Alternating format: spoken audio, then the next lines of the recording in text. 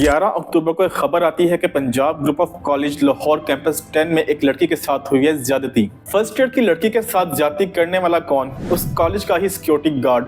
और सुनने में आ रहा है कि इस पूरे क्राइम में कॉलेज का बस ड्राइवर भी शामिल था। सोर्सेज ये कहते हैं कि उस कॉलेज का बस ड्राइवर लड़की को ट्रिक करके ले गया बेसमेंट में। उस लड़की की चीखने की आवाजें न सिर्फ स्टूडेंट्स बल्कि मेल लेक्चरर ने भी सुनी थी। लड़की जब स्टूडेंट्स को बेसमेंट में मिली तो उसे फौरन ही हॉस्पिटल ले जाया गया। इस वाकये से आग बगोला हो कि जब स्टूडेंट्स प्रोटेस्ट करने के लिए सड़कों पर निकले तो उन्हें पुलिस की लाठियों का सामना करना पड़ा। पंजाब के एजुकेशनल मिनिस्टर राना सिकंदर ने भी अपनी सपोर्ट शो की और उस कॉलेज की रजिस्ट्रेशन सस्पेंड कर दी गई। स्टूडेंट्स का तो ये भी कहना है कि सीसीटीवी फुटेजेस भी डिलीट कर दी गई हैं और प्रिंसिपल ने ये बोला है कि ऐसा कुछ भी नहीं हुआ और ये सिर्फ अफवाहें हैं और ह्यूमर्स हैं, तो आप लोग इसे ना फैलाएं। किसी भी प्लेटफॉर्म पर नहीं आएंगे तो सड़कों पर आपको इंसाफ नहीं मिलेगा मेरे बच्चे।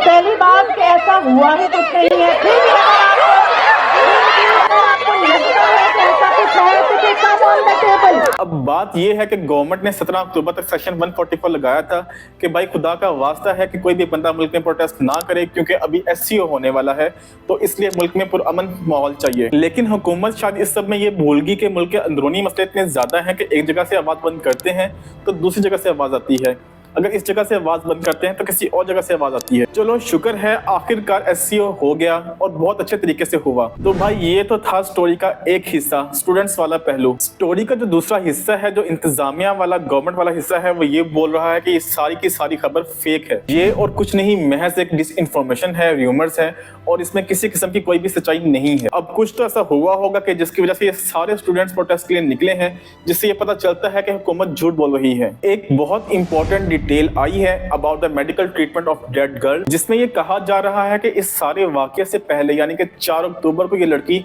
एक प्राइवेट हॉस्पिटल में एडमिटेड थी। वो 2 अक्टूबर को पाँव में चोट लगने से मुंह के बल गिरी थी। सांस लेने में शदीद तकलीफ के बायस 4 अक्टूबर को निजी अस्पताल के ICU मुंतकिल किया गया। ज्यादती की झूठी खबर फैलाने वालों के खिलाफ कार्रवाई की जाए। 8 दिन वो हॉस्पिटल में एडमिटेड रही और MRI स्कैन से पता चला कि उसे कोई बैक इंजरी थी, तो बस वो अपनी बैक इंजरी की वजह से बेहोश हो गई और गिर गई। FIA ने 7 मेंबर्स की एक कमेटी बनाई इस मसले को इन्वेस्टिगेट करने के लिए कि आखिर ये सारी की सारी डिसइंफॉर्मेशन फैलाई किसने। आप लोग भी ये सोच रहे होंगे ये कौन सी मिस्ट्री मूवी चल रही है जो समझ से ही बाहर है। और सोने पे सुहागा ये हुआ कि स्टेट लड़की के बाप को भी मीडिया के सामने ले आई और उसके वालिद ने भी मीडिया पे आके यही बोला कि उस लड़की के साथ ऐसा कुछ भी नहीं हुआ, उसको तो बैक इंजरी है जिसकी वजह से वो गिर गई थी। तो ये सारे जो प्रोटेस्ट हो रहे हैं, ये सारी जो लोग आवाज उठा रहे हैं, ये सारी बेईमाना है, तो आप लोग ऐसा ना करें। ये प्रोपोगंडा किया जा रहा है कि मतलब हमारी बच्ची का नाम लिया जा रहा है। इसमें कोई ऐसी चीज़ नहीं है कि हमारी बच्ची घर पे एक इंसिडेंट हुआ है कि पाँव स्लिप होने की वजह से वो गिरी है, तो उनको बैकबोन पे चोट लगी है। अब इस बयान के बाद जो लोगों का रिएक्शन है वो डिनाइल वाला है। कुछ लोग तो ये भी बोल रहे हैं ये बंदा जो मीडिया पे दिखाया जा रहा है ये असल में उस लड़की का बाप नहीं है, और कुछ लोग बोल रहे हैं कि इस बंदे को प्रेशराइज किया जा रहा है इसलिए वो ये बयान दे रहा है। देखें उस लड़की के बाप को लेकर जो लोगों का अजम्पशन वाला नजरिया है ये कहीं ना कहीं ठीक भी है। ये पूरा इंसिडेंट देखने के बाद पहला ख्याल यही आता है दिमाग में, लेकिन मैं आपके दिमाग में एक और आइडिया इंसेप्ट कर रहा हूँ, एक और नजरिया आपको पेश करता हूँ, बल्कि आप लोगों से एक सवाल पूछता हूँ कि अगर किसी बड़ी पावर ने उस लड़की के बाप को प्रेशराइज नहीं भी किया तो क्या सोसाइटी का जो प्रेशर है वो काफी नहीं है कि लड़की का बाप इस बात को छुपाए? क्योंकि आप दिल पे हाथ रख के बताइए कि एक आम पाकिस्तानी बाप जो सोच रखता है वो यही सोच रहा होगा कि अगर बेटी की आइडेंटिटी रिवील हो गई और हमने बोल दिया कि हाँ उसके साथ ज्यादती हुई थी, तो फिर कल को उसके साथ शादी कौन करेगा? इसीलिए आज तक जो लाहौर में मोटरवे वाला इंसिडेंट हुआ था उसमें भी विक्टिम कभी सामने नहीं आया, और इस तरह के बहुत ऐसे केसेस हैं जिनमें विक्टिम सामने नहीं आते। उनको किसी बड़ी पावर से प्रेशराइज नहीं किया जाता क्योंकि उनके लिए सोसाइटल प्रेशर ही काफी होता है कि अगर हमने मान लिया और अगर हम सामने आ गए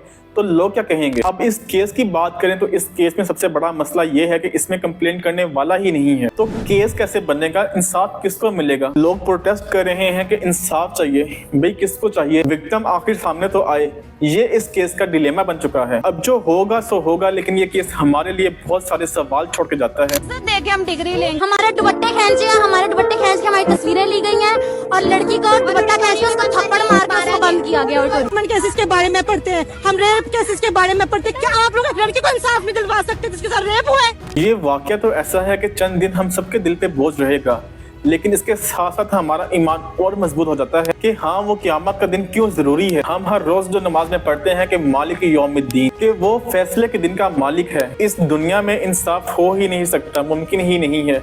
सिर्फ कोशिश हो सकती है। असली इंसाफ तो उस 50,000 साल बड़े दिन को होगा। मालिकी यौमिद्दीन, क़यामत का दिन इसलिए जरूरी है। That's it। मैं रोजे क़यामत की कसम खाता हूँ और नफ्स लव्वामा की कसम खाता हूँ कि सब लोग उठाकर खड़े किए जाएंगे। क्या इंसान ये ख्याल करता है कि हम उसकी बिखरी हुई हड्डियां इकट्ठी नहीं करेंगे? जरूर करेंगे और हम इस बात पर कादिर हैं कि उसकी पोर पोर दुरुस्त कर दें।